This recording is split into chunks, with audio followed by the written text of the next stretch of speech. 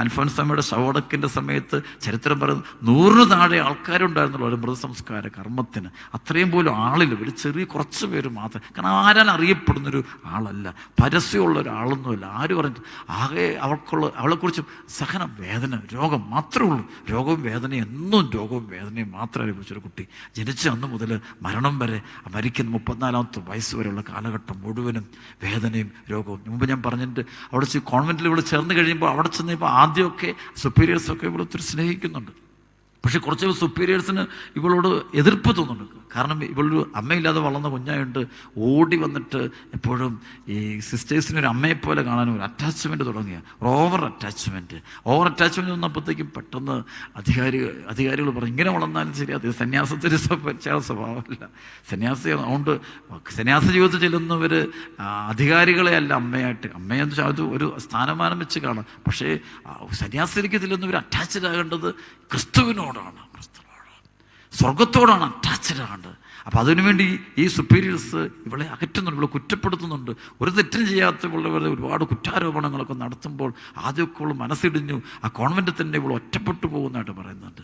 അപ്പോൾ ഇവൾ ചെയ്യുന്നത് ദേവാലയത്തിൽ അവിടെ കോൺവെൻറ്റിൻ്റെ ചാപ്പലിൽ ചെന്നിട്ട് അവിടുത്തെ സക്രാരിയിലിരിക്കുന്ന ഈശോയോട് ഇവൾ സംസാരിക്കാൻ തുടങ്ങി.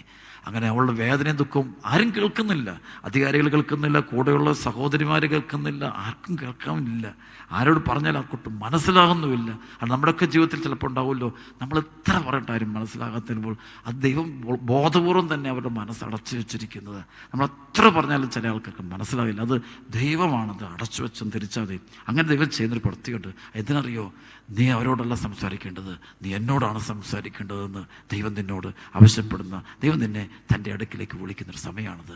അപ്പം ആ സമയം അതാണ് ഇവിടെ അൽഫോൻസാമ്മ പരിശുദ്ധ കുർബാനയിൽ എഴുന്നള്ളിരിക്കുന്ന ഈശോയുടെ അടുത്തേക്ക് ചെല്ലുക. അവിടെ പോയിരുന്ന് ഇവൾ കരയാൻ തുടങ്ങുന്നു, ഇവൾ വേദന അത് കുറേ കഴിഞ്ഞപ്പോൾ ഒരു വലിയൊരു ആത്മബന്ധമായിട്ട് അത് രൂപപ്പെടുകയാണ്, ഒരു ഫ്രണ്ട്ഷിപ്പായിട്ട് മാറി, ഇൻറ്റിമേറ്റ് ഫ്രണ്ട്ഷിപ്പായി. അപ്പോൾ പിന്നെ ഇവൾ തൻ്റെ സഹനങ്ങൾ മുഴുവൻ ക്രിസ്തുവിൻ്റെ, തൻ്റെ പ്രിയ മണവാളനായ ഈശോ സഭയ്ക്ക് വേണ്ടിയെടുത്ത സഹനങ്ങളുടെ തൻ്റെ സഹനങ്ങളോട് ചേർത്ത് വെക്കാൻ തുടങ്ങി.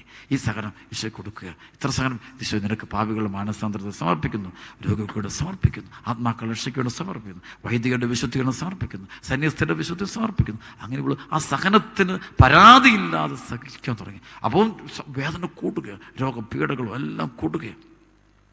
ചരിത്രം പറയുന്നുണ്ട്, ഒരിക്കലും ഒരാളോട് ചെന്നിട്ട് പറഞ്ഞു, ഒരു സഭയിലുണ്ടായിരുന്നു അന്നൊരു അച്ഛനായിരുന്നു ആൾ. അച്ഛൻ ചിലപ്പോൾ അപ്പോൾ അവിടെ കുർബാന കർപ്പിച്ചപ്പോൾ അവിടെ ഉണ്ടായിരുന്ന സിസ്റ്റേഴ്സ് പറയുന്നുണ്ട്, എല്ലാവരും കണ്ടപ്പോൾ പറഞ്ഞു ഒരാളും കൂടി ഉണ്ട്, ആൾക്ക് ചെറിയ മാനസിക വിഭ്രാന്തിയുണ്ട്, ഭ്രാന്തിയാന്ന് പറഞ്ഞു. അപ്പോൾ അതാര അൽഫോൻസാമ്മയെക്കുറിച്ച് അവിടെ ഇടയിൽ പോലും എന്തൊരു മാനസിക വൈകല്യമുള്ള കുട്ടിയാ എന്നൊരു ചിന്തയാണ്. അപ്പോൾ അങ്ങനെ പോലും ചിന്തിച്ചു തുടങ്ങിപ്പോയി. അപ്പോൾ ഈ അച്ഛൻ പറയുന്നുണ്ട്, മാനസിക പ്രശ്നമുള്ള പിന്നെ അതിനെ കാണേണ്ട ആവശ്യമൊന്നുമില്ല, പോവുകയാണ്, അവോയ്ഡ് ചെയ്യാണ്, എല്ലാം അവോയ്ഡ് ചെയ്യുക. ഇതെല്ലാം ഈശോയുടെ സഹനത്തിൻ്റെ ഭാഗമാണ്. പിന്നീട് ഈ അച്ഛൻ വളർന്ന് ഒരു മെത്രാനാകുന്നുണ്ട് കേരളസഭയുടെ.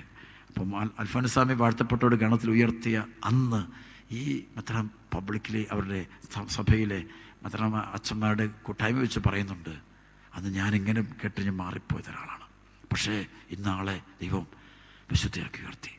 നമ്മൾ കാണുന്ന കണ്ണല്ല ദൈവത്തിന്. സഹനത്തെ സ്നേഹിക്കുന്ന ആരെയും ദൈവം വില കുറയ്ക്കില്ല. നമ്മൾ ആരെയെല്ലാം വില കുറച്ചോ അവർക്കെല്ലാം ദൈവസന്നിധിയിൽ വലിയ വിലയുണ്ടായിരിക്കും. നമ്മൾ ആരെയെല്ലാം ചെറുതാക്കിയോ അവർക്കെല്ലാം ദൈവസന്നിധിയിൽ വലിയ വില ദൈവം കൊടുക്കും. അതാണ് സഹനത്തിൻ്റെ മഹാത്മ്യത.